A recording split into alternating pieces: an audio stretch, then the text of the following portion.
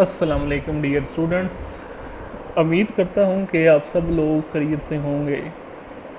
हमने botany paper C का third chapter cell ultrastructure start किया हुआ है और लास्ट टाइम जो हमने टॉपिक डिस्कस किया था वो था माइटोकॉन्ड्रिया।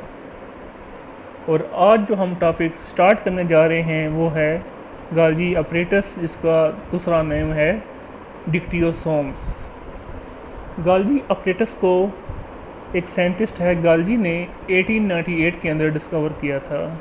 उसने अपने नाम पे फिर इस अपरेटस का नाम रखा गाल्गी अपरेटस। गाल्गी अपरेटस जो है ये तमाम यूकैरियोटिक सेल्स के अंदर पाया जाता है।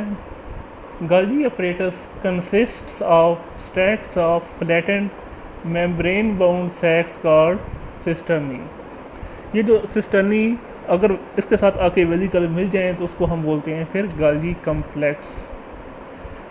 प्लांट सेल्स के अंदर जो नंबर ऑफ गाल्गी अपरेटस है वो फ्यू हंड्रेड है, जबकि लोअर ऑर्गेनिज्म में ये 4 या इससे भी कम गाल्गी अपरेटस पाए जाते हैं। A cell may have several interconnected stacks।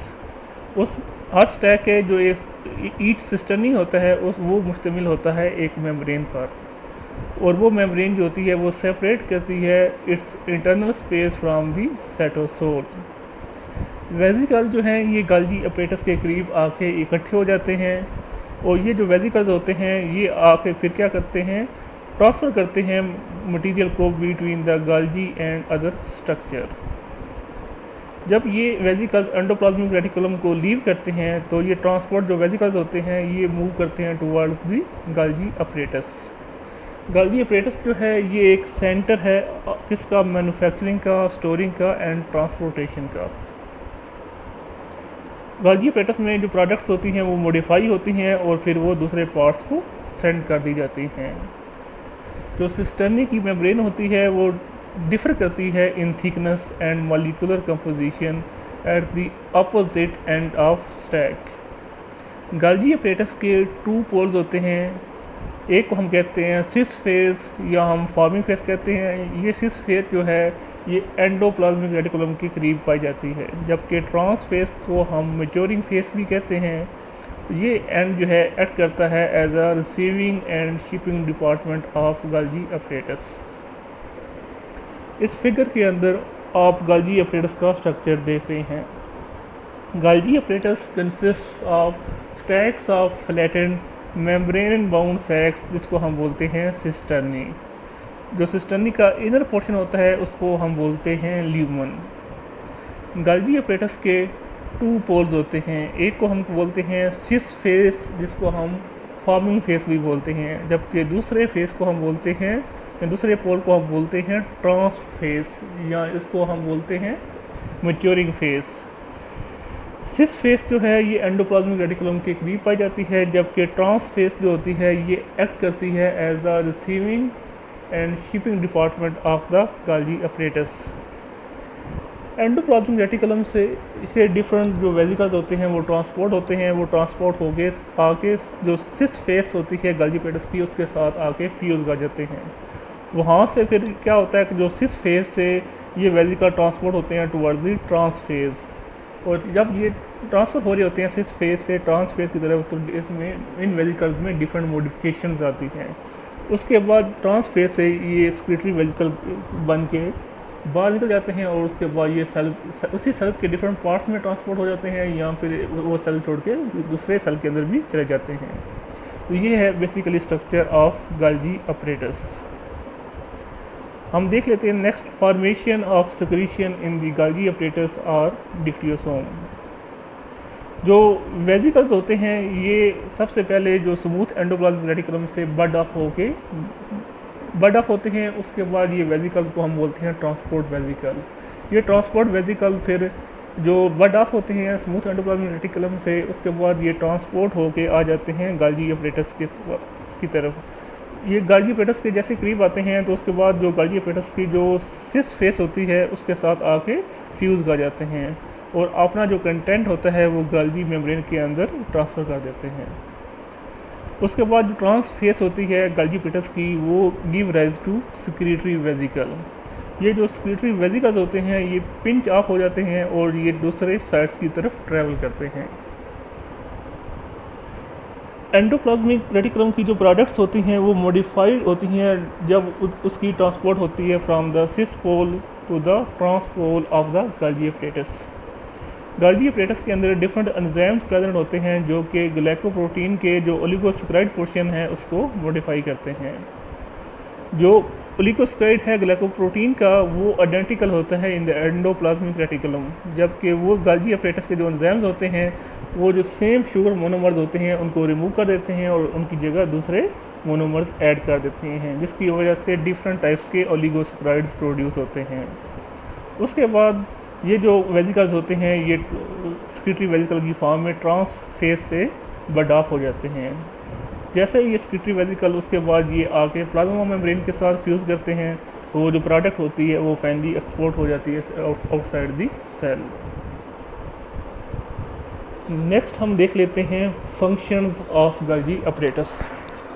जो फर्स्ट फंक्शन है वो ये है सेल सेक्रीशन। अभी हमने इसको डिटेल में डिस्कस भी किया that the Golgi complex are concerned with the cell secretion. For example, in mammals, pancreas secrete granules containing enzyme which help in digestion. Second जो फंक्शन है गोल्गी एपरेटस का वो है ट्रांसपोर्टेशन। गोल्गी एपरेटस जो है ये प्रोटीन और enzyme को ट्रांसपोर्ट करती है to outside the cell. Next जो मोस्ट इम्पॉर्टेंट फंक्शन है गोल्गी एपरेटस का वो है formation of glycoprotein and glycolipid. ये क्या करते हैं, जो गोल्गी एपरेटस है ये कार्बोहाइड्रेट्स को कंबाइन करवाता है with the protein and lipid, जिसकी वजह से ग्लाइकोप्रोटीन और ग्लाइकोलिपिड बनते हैं। ये बेसिकली कॉन्जुगेट मॉलिक्यूल्स हैं। नेक्स्ट जो फंक्शन है गोल्गी एपरेटस का वो है formation of cell wall. Golgi apparatus एक स्ट्रक्चर बनाता है जिसको हम बोलते हैं फ्रैग्मोप्लास्ट। ये स्ट्रक्चर हमेशा बिटवीन दी डिवाइडिंग सेल जो है वो बनता है, तो जिसकी वजह से जो फ्रैग्मोप्लास्ट होता है वो पेरेंट सेल को डिवाइड करके इनटू 2 डॉटर सेल्स में कन्वर्ट कर देता है। तो ये है बेसिकली जो आज हमने डिस्कस किया वो है गोल्गी एपरेटस के बारे में। एक नेक्स्ट ऑर्गेनेली हम डिस्कस करते हैं वो है वैक्यूल। वैक्यूल जो है ये साइटोप्लाज्म के इनसाइड जो है ये कंपार्टमेंट्स होते हैं और इनके गिर्द सिंगल मेम्ब्रेन होती है जिसको हम बोलते हैं टोनोप्लास्ट, और वैक्यूल के अंदर सैप प्रेजेंट होता है। वैक्यूल्स प्लांट्स और एनिमल सेल दोनों में पाए जाते हैं, लेकिन ये प्लांट सेल्स के अंदर अबंडेंट होते हैं। प्लांट सेल्स के अंदर ये सेल्स का जो सेंट्रल पोजीशन होती है उसको ऑक्यूपाई करते हैं, जिसकी वजह से जो सेल की दूसरी ऑर्गेनेल्स होती हैं वो सेल के पेरिफेरल साइड पे पुश हो जाती हैं। जो नंबर ऑफ वैक्यूल्स होते हैं वो डिफरेंट होते हैं in different types of cells. इस फिगर के अंदर आप एक प्लांट सेल और एनिमल सेल देख रहे हैं। अगर हम देखते हैं प्लांट सेल तो उसके अंदर हमें एक लार्ज सेंट्रल वैक्यूल नज़र आ रहा है, जबकि एनिमल सेल्स के अंदर हमें स्मॉल डिफरेंट वैक्यूल नज़र आ रहे हैं।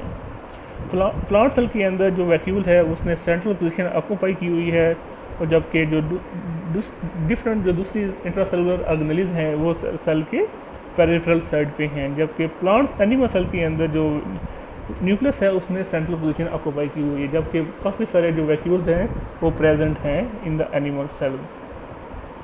प्लांट सेल्स के अंदर बेसिक जो मैच्योर प्लांट सेल होते हैं उनके अंदर एक ही लार्ज सेंट्रल वैक्यूल होता है, जबकि एनिमल सेल्स के अंदर छोटे छोटे स्मॉल वैक्यूल्स प्रेजेंट होते हैं।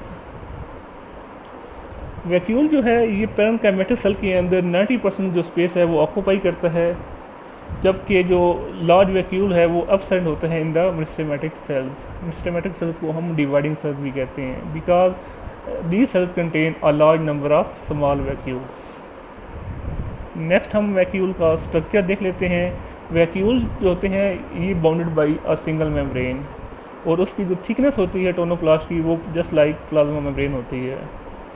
जो वैक्यूल की मेम्ब्रेन होती है इसमें ये एबिलिटी होती है कि ये ऑब्जर्व कर सकते हैं substances by active transport. Active transport को हमने डिस्कस किया था, the movement of material from the area of low concentration, the movement of molecules from the area of low concentration to the area of high concentration by the expenditure of energy is called active transport. It is also called uphill transport.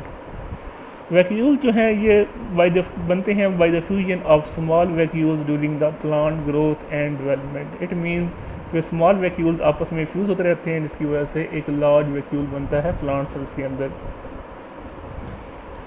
Vacuoles जो हैं ये endoplasmic reticulum और गाल्गी apparatus से बनते हैं।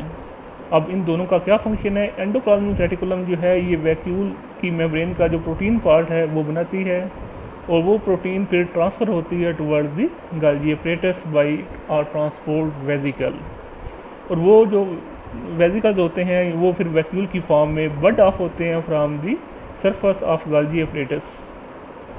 Different vacuoles के अंदर जो उसके सैप के अंदर डिफरेंट कंटेंट्स प्रेजेंट होते हैं, लेकिन जो वैक्यूल का ज़्यादातर पार्ट होता है उसके अंदर वाटर ऑक्यूपाइड होता है, जबकि दूसरे कंटेंट्स जो हैं वो उसके अंदर डिज़ॉल्व होते हैं। वो सल्यूट्स कौन कौन से हो सकते हैं? वो सोडियम हो सकता है, कैल्शियम हो सकता है, पोटाशियम हो सकता है, सल्फेट आयन्स हो सकते हैं और फॉस्फेट आयन्स हो सकते हैं। इसके अलावा जो वैक्यूल का सैक होता है उसके अंदर glucose, sucrose, organic acids, phenolic compound जैसा कि टैनिन और नाइट्रोजनस कंपाउंड जैसा कि अमाइनो एसिड, पेप्टाइड्स और प्रोटीन वगैरह हो सकते हैं। लास्ट में हम देख लेते हैं functions of vacuole. They expand the plant cell and do not dilute its cytoplasm. इसके अलावा जो फंक्शन है वो ये है, ये वाटर को स्टोर करते हैं, इसके अलावा सेल प्रोडक्ट्स को भी स्टोर करते हैं, as well as metabolic waste को भी स्टोर करते हैं। इसके अलावा ये डिफरेंट फूड रिजर्व जैसा कि प्रोटीन, फ्लेवेनॉइड्स और अल्कलाइड्स को भी स्टोर करते हैं। वैक्यूल्स के अंदर डिफरेंट पिगमेंट्स भी प्रेजेंट्स होते हैं। एक जो इम्पॉर्टेंट फंक्शन है वैक्यूल का वो ये है कि वैक्यूल जो हैं ये cause turgor in plant cell. ये टर्गर क्या करता है? फिर ये provide support to the individual plant cell, जिसकी वजह से जो लीव्स और यंग पार्ट्स ऑफ प्लांट होते हैं उनको ये रिजिडिटी प्रोवाइड करता है। तो ये इसका मोस्ट इम्पॉर्टेंट फंक्शन है वैक्यूल का। तो उम्मीद करता हूँ कि आपको इस लेक्चर की समझ आई होगी। आज के लेक्चर में हमने सबसे पहले जो डिस्कस किया था वो है डिक्टियोसोम्स के बारे में डिस्कस किया था। फिर हमने ये डिस्कस किया, डिक्टियोसोम का स्ट्रक्चर डिस्कस किया। फिर हमने डिक्टियोसोम में ये कहा कि इसके 2 पोल्स होते हैं, सिस फेस और ट्रांस फेज। फिर हमने formation of secretion in dictyosome को डिस्कस किया, जो कि 4 स्टेप्स के अंदर कंप्लीट होती है। फिर हमने functions of Golgi apparatus discuss किए, cell secretion, transportation, formation of glycoprotein and glycolipids and formation of cell wall को डिस्कस किया। फिर लास्ट में हमने वैक्यूल को डिस्कस किया। वैक्यूल को हमने प्लांट और एनिमल सेल के डिफरेंस के लिहाज से भी डिस्कस किया। हमने वैक्यूल का स्ट्रक्चर भी डिस्कस किया और लास्ट में हमने वैक्यूल के फंक्शन भी डिस्कस किए। इंशाल्लाह नेक्स्ट लेक्चर के अंदर हम राइबोसोम्स, पैराक्सिसोम और ग्लाइकोक्सिसोम को डिटेल में डिस्कस करेंगे, और साथ ही इस चैप्टर ये जो है फिनिश हो जाएगा। तो इंशाल्लाह कल तक के लिए अल्लाह हाफिज़।